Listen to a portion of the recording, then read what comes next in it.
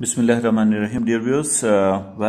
हमारी ये cash book का जो टॉपिक है ओ लेवल्स अकाउंटिंग 7707 का जो पेपर 1 है उसकी डिस्कशन में जो कैश बुक चल रही थी उसका ये 5th लेसन और आखिरी जो है ना ये इस टॉपिक के ऊपर ये वाला लेसन आएगा। उसके बाद नेक्स्ट आपका टॉपिक जो है ना वो हम डिस्कस करेंगे और दैट वुड बी जर्नल और वो भी बड़ा इंटरेस्टिंग होगा।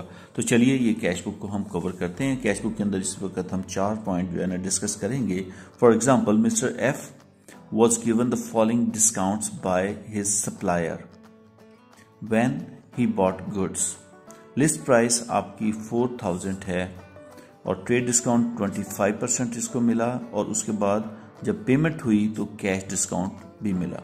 तो ट्रेड डिस्काउंट के लिए याद रखिए इसकी कैलकुलेशन करेंगे but no entry will be passed in the books. Rather जो कैश डिस्काउंट है इसकी कैलकुलेशन भी करेंगे और इसकी एंट्री भी करेंगे। तो यहां पे मैं लिखता हूं कैलकुलेशन, ठीक है, और नो एंट्री। ओके, एंट्री कोई नहीं करेंगे। इसमें कैलकुलेशन भी आप करेंगे और इसकी एंट्री भी प्लेस करेंगे, यानी कि डबल एंट्री भी पास होगी, डेबिट एंड क्रेडिट। इसमें जस्ट इसकी कैलकुलेशन शो करेंगे। तो 4000 आपका था, उसमें से 25% आपने ऑफ किया, मीन्स के 1000 ऑफ किया, तो आपकी जो इनवाइस है उसके ऊपर 3000 की अमाउंट अपीयर होगी। तो आपने 3000 की एंट्री करनी। क्लियर होगी बात? तो गुड्स आपने परचेज किए हैं तो फिर आपने ये किया और अब ये 5% हमने इस पर अप्लाई करना है, यानी कि कैलकुलेशन भी करनी है। इसका डिस्काउंट कितना बनेगा? That is 150। ये आपका डिस्काउंट अलाउड आ गया। डिस्काउंट अगर आप ट्रेडर हैं, ठीक है, पेमेंट आप कर रहे हैं तो जाहिर है डिस्काउंट आप रिसीव करेंगे। अगर आप एफ की बुक्स बना रहे हैं, the amount would be enter in the discount received column of. अब आप एफ बन जाएंगे तो आपको ये डिस्काउंट मिल रहा है, तो वो जब आप कैश की पेमेंट करेंगे तो आपको कितना डिस्काउंट मिलेगा? 150। और पेमेंट कितनी करनी पड़ेगी? 3000 में 150 लेस कर दें, 2850 ये पेमेंट आपको करनी पड़ेगी। तो इस तरह आपने पहले भी वीडियोस के मैं यही आपसे गुजारिश कर चुका हूँ कि आपने देखना यह है कि बुक्स किसकी बन रही हैं। बुक्स एफ की बन रही है तो आपने एफ का बुक कीपर बन जाना है। और अगर बुक्स जो रिसीव कर रहा है, अमाउंट रिसीव कर रहा है, उसकी बन रही हैं तो फिर हमें उसके पॉइंट ऑफ व्यू से देखना पड़ेगा। तो उसके पॉइंट ऑफ व्यू से डिस्काउंट अलाउड हो जाएगा और एफ के पॉइंट ऑफ व्यू से डिस्काउंट रिसीव्ड है। तो चलिए नेक्स्ट पॉइंट की तरफ आते हैं। थर्ड लास्ट पॉइंट है आपका ये इस वीडियो का और वो है a trader transfers received from debtor will appear on the bank statement. तो ट्रेडर को I am extremely sorry, a credit transfer है ये।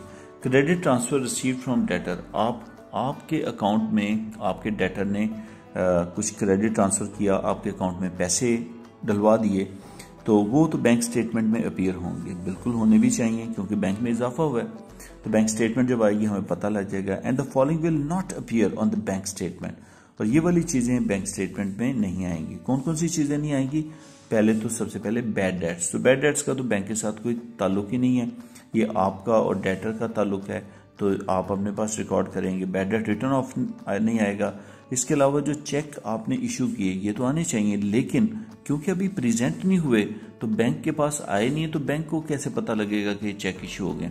तो वो भी आपके जो है ना अपीयर नहीं होंगे। इसी तरह पेमेंट इनटू द बैंक को पेमेंट गई है तो वो तो लिखनी चाहिए, लेकिन अभी वो जब तक क्रेडिट नहीं होंगी बैंक उसे शो नहीं करेगा। सो इसको अनक्रेडिटेड भी बोलते हैं। तो अनक्रेडिटेड चीज को वो, क्योंकि बैंक ने अभी अपने बुक्स के अंदर उसकी डबल एंट्री की नहीं है, लिहाजा बैंक स्टेटमेंट में नहीं आएगी। तो ये बात आपने ज़हन में रखनी है। तो यहाँ पे 4 चीजें हमने डिस्कस की। वेल जी, 19 point, it is true about a bank reconciliation statement that if any uncover any theft of it may uncover any theft or theft of funds, but it is not a part of double entry system. तो book bank reconciliation के लिए याद रखिएगा कि bank reconciliation हम बनाते हैं इसलिए बनाते हैं, ये एक्चुअली कंट्रोल आप एक्सरसाइज करते हैं। कंट्रोल एक्सरसाइज का मतलब ये है कि आप देखते हैं कि हमारे अकाउंट सही बन रहे हैं, क्यों उसमें कोई फ्रॉड तो नहीं हो रहा, क्यों उसमें कोई मिस्टेक तो नहीं रह गई है। तो उस चीज़ को चेक करने के लिए आप लोग बनाते हैं। इसी तरह सेल लेजर कंट्रोल अकाउंट है, परचेज लेजर कंट्रोल अकाउंट है, इवन इन्वेंट्रीज का भी जो है ना वो कंट्रोल अकाउंट बन सकता है, और उसमें भी थेफ्ट वगैरह और फ्रॉड और ये चीज़ें डिटेक्ट करने के लिए हम जो अकाउंटेंट हैं ये काम करते हैं। सो BRS भी उसी चीज़ का पार्ट है। ये पार्ट ऑफ डबल एंट्री नहीं है, ये सिर्फ बुक कीपर चेक करता है, अकाउंटेंट चेक करता है कि जी ये कोई फ्रॉड तो नहीं हो रहा, जो बैंक कह रहा है और जो हम कह रहे हैं ये जो डिफरेंस अगर हमारे सामने आ जाए कि ये दो बातों की वजह से डिफरेंस है, तो वो डिफरेंस को अगर हम जो है ना वो रिवर्ट कर लें, और क्या हमारे बैलेंसेस टैली करते हैं कि नहीं करते। अगर नहीं करेंगे फिर भी, तो इसका मतलब है कोई फ्रॉड है, किसी जगह प्रॉब्लम आई हुई है। सो मैं इसको दोबारा रीड करता हूँ क्योंकि थोड़ा रीडिंग में मसला आ गया था। It is true about a bank reconciliation statement that it may uncover any theft of funds but is not part of double entry system record of a business and is not prepared by bank. और दूसरी बात यह है कि bank नहीं से prepare करता, ये तो अकाउंटेंट इसको जो है ना प्रिपेयर कर देता है, सिर्फ ये चेक करने के लिए कहीं प्रॉब्लम तो नहीं है। It does not show items which are in both cash book और बैंक स्टेटमेंट और कैश बुक में ऑलरेडी आ गया हुआ है, तो रिकॉन्सिलिएशन की क्या जरूरत है। हमने चेक इशू किया 800 का, वो वहां पर पेमेंट के अंदर शो हो गया, तो फिर तो रिकॉन्सिलिएशन की उसमें जरूरत ही नहीं है। हाँ, उसकी जरूरत होगी कि हमने कैश बुक में चीजें लिख ली हैं लेकिन बैंक में नहीं आई।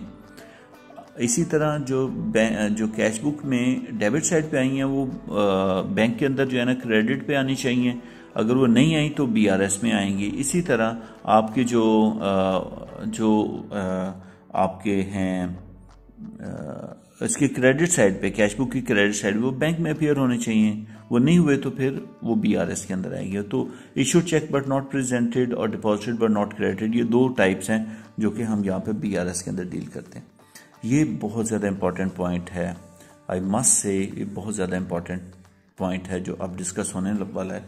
वो है 20th point, when you update the cash book. अब कैश बुक को अपडेट भी करते हैं, इसे अपडेटेड कैश बुक बोलते हैं, या आप कहते हैं अपडेटेड का से मुराद ये है कि जब आपके पास कैश बुक आपने पहले अपने तौर पे तो बना ली, अब आपके पास बैंक स्टेटमेंट आ गई। बैंक स्टेटमेंट जब आई उसमें कई चीज़ें ऐसी अपीयर हो रही थी जो कि कैश बुक के अंदर रिकॉर्ड नहीं हुई थी, तो उनको अब रिकॉर्ड करने का जो प्रोसेस है इसको हम कहेंगे अब अपनी कैश बुक को हम अपडेट कर रहे हैं। उधर कोई डिपॉजिट है हमने नहीं शो किया हुआ था, हम उसे डिपॉजिट को शो कर लेंगे। तो इस तरह के जो अनरिकॉर्डेड डाटा है जो बैंक ने रिकॉर्ड कर लिया हमने नहीं किया, वो हमने रिकॉर्ड करना है। हाँ, सिर्फ ये कि उसकी जो मिस्टेक्स हैं, उसने कोई मिस्टेक की है उसको नहीं हम रिकॉर्ड अपने पास डबल एंट्री नहीं करेंगे, वो हम बैंकर को कहेंगे भाई साहब इसको आप ठीक करें।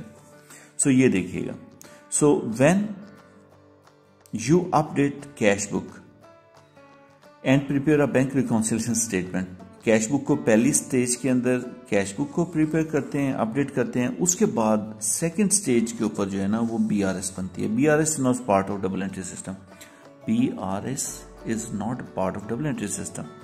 A special care must be taken that the error made by bank must be dealt in BRS. तो इसको BRS के अंदर हमने डील करना है। जो एरर्स हैं उसको आपने जो रिवाइज कैश बुक है, अपडेटेड कैश बुक है, उसमें नहीं डील करना, तो BRS के अंदर हम उसको डील कर लेंगे। फॉर एग्जांपल उन्होंने बैंक में कुछ गलती से 1000 जो है ना वो उन्होंने ऐड कर दिया हमारे अकाउंट के अंदर। जब BRS बनाएंगे तो हमारा अगर डेबिट बैलेंस है तो हम उसमें ऐड करके तो वो डिफरेंस को जो है ना वो ख़त्म कर लेंगे, और उन्होंने कहेंगे ठीक है ये इस डिफरेंस को तो हम मान लेते हैं कि अगर ये चीज़ हम भी लिख लेते हैं, कोई बात नहीं, क्या इसके अलावा तो नहीं कोई डिफरेंस रह गया।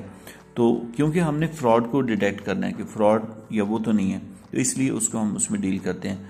क्योंकि वो part of double entry system नहीं है, उसमें हमने कोई डबल एंट्री नहीं की है, तो वो अपना उसको करेक्ट जब कर लेंगे तो हमने तो उसकी एंट्री ऑलरेडी नहीं की हुई, तो वो टैली हो जाएगा। And any unrecorded this of bank statement is recorded in updated. So कोई भी अनरिकॉर्डेड डाटा है, ये सेंटेंस मुझे थोड़ा कंफ्यूज कर रहा है, and any unrecorded items of the bank statement is recorded in updated and revise cash book, तो वो आपने कर लेना है, right.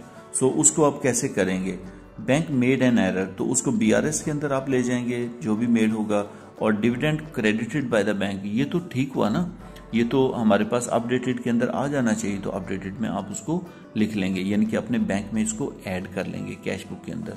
So it was all about your BRS. So please stay blessed, अल्लाह हाफिज़। इन वीडियोस को देखते रहिए, और अगर नहीं समझ लग रही तो एक दफ़ा दोबारा देखें, नहीं फिर भी समझ लग रही फिर कमेंट में पूछें, तो आपको मैं सेटिस्फाई करने की कोशिश करूँगा। तो अपना बहुत ज़्यादा ख्याल रखिएगा, और मिलते हैं इंशाल्लाह नेक्स्ट टॉपिक के साथ। अल्लाह हाफिज़।